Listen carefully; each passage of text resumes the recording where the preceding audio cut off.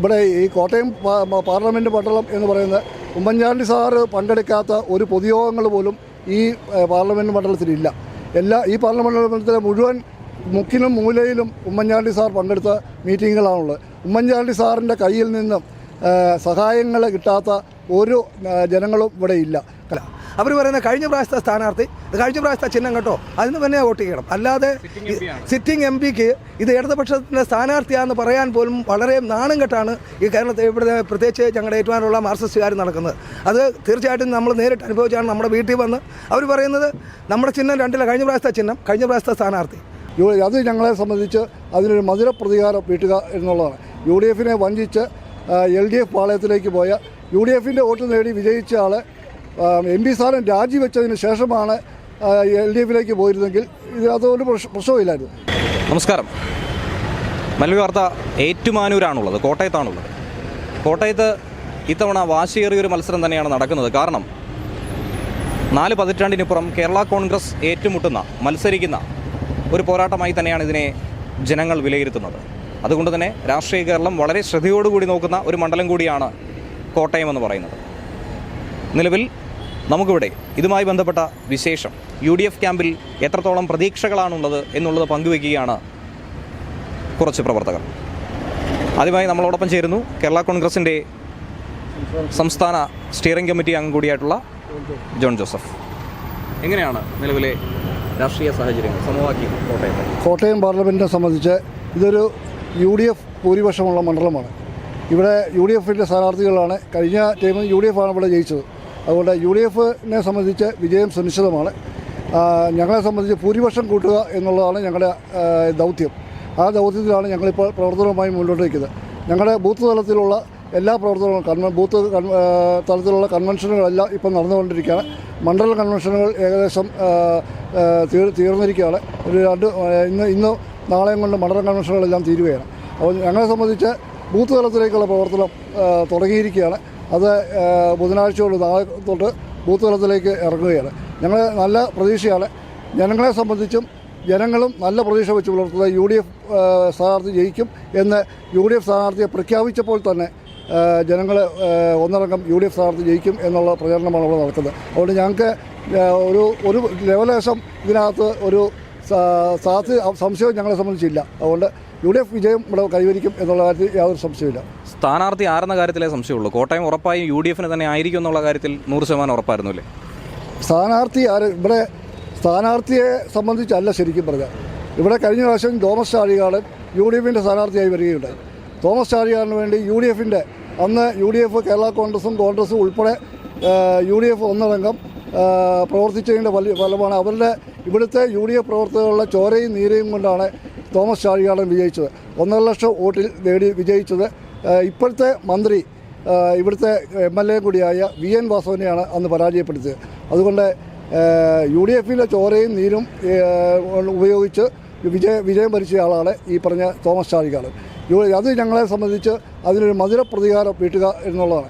UDF വഞ്ചിച്ച് LDF പാളയത്തിലേക്ക് പോയ UDF vote നേടി വിജയിച്ച ആൾ MP സ്ഥാനം രാജിവെച്ചതിന് ശേഷമാണ് LDF പോയിരുന്നെങ്കിൽ അതൊരു പ്രശ്നമില്ലായിരുന്നു. ഇത് ഞങ്ങളെ വഞ്ചിച്ച് പോയ ഒരാളായതുകൊണ്ട് ഞങ്ങളെ വോട്ട് നേടി വിജയിച്ച് ഞങ്ങളെ വഞ്ചിച്ച് പോയ സ്ഥാനാർത്ഥിയെ സംബന്ധിച്ച് അതിന് പകരം വീട്ടുക എന്നുള്ളത് ഞങ്ങളുടെ കർത്തവ്യമാണ്. ഒരു റിവഞ്ച് തന്നെയാണ് കോട്ടയം നടക്കാൻ പോകുന്നത് അല്ലേ? ഇവിടെ സംബന്ധിച്ച് ഇവിടെ LDF UDF മത്സരം എന്ന് പറയുന്നത് UDF സംബന്ധിച്ച് ഇത് ഇവിടെ ആകെ 2 നിയോജക മണ്ഡലമേ ഉള്ളൂ LDF MLA ഉള്ളത്. ബാക്കി നിയോജക മണ്ഡലം മുഴുവൻ UDF MLA-മാരാണ്. ഞങ്ങളെ സംബന്ധിച്ച് യാതൊരു സംശയവുമില്ല. കഴിഞ്ഞ വർഷത്തെ 1,06,000 അധികം വോട്ടുകൾക്ക് ഏകദേശം 2 ലക്ഷത്തിനടുത്ത വോട്ടുകളുള്ള ഭൂരിപക്ഷത്തിൽ ഇവിടെ UDF സ്ഥാനാർത്ഥി വിജയിക്കും എന്നുള്ള കാര്യത്തിൽ യാതൊരു സംശയമില്ല.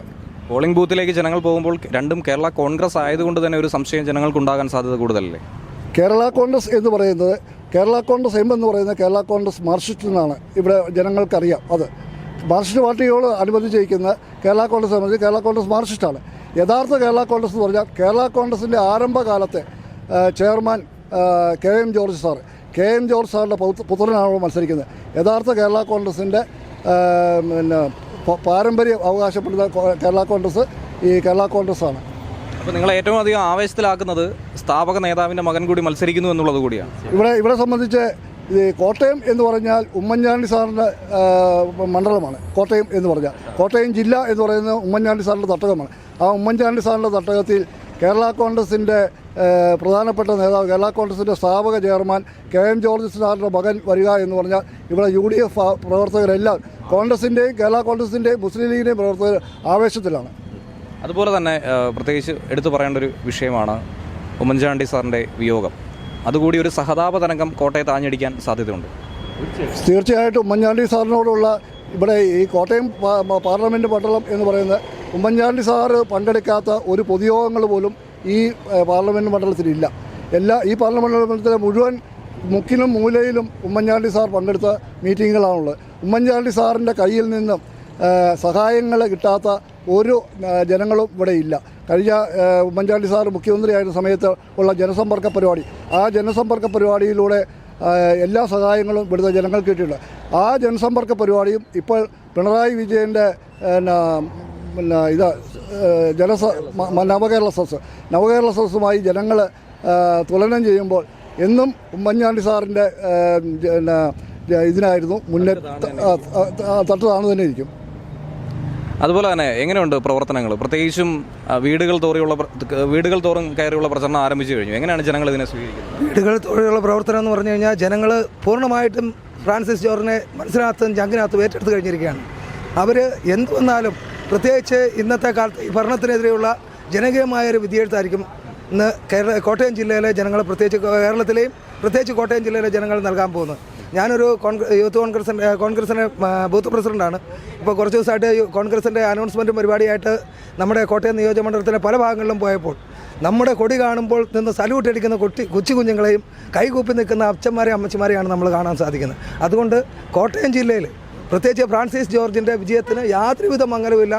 കഴിഞ്ഞ പ്രാവശ്യം തോമസ് ചാഴികാടൻ ലഭിച്ച ഞങ്ങളെ ചതിച്ചിട്ട് പോയ അദ്ദേഹത്തിനുള്ള ഒരു കനത്ത തിരിച്ചടിയായിരിക്കും കോട്ടയം നിയോജകമണ്ഡലം നൽകുന്നതെന്നുള്ള കാര്യത്തിൽ അത് ഞങ്ങൾ ആത്മാർത്ഥമായി ഞങ്ങൾ പ്രവർത്തകർ, അതോടൊപ്പം നമ്മൾ ഈ ഇറങ്ങിച്ചെല്ലുമ്പോൾ ജനങ്ങളിൽ നിന്ന് വരുന്ന ആ സ്വീകരണം തീർച്ചയായിട്ടും നമുക്ക് മനസ്സിലാക്കാൻ സാധിക്കും.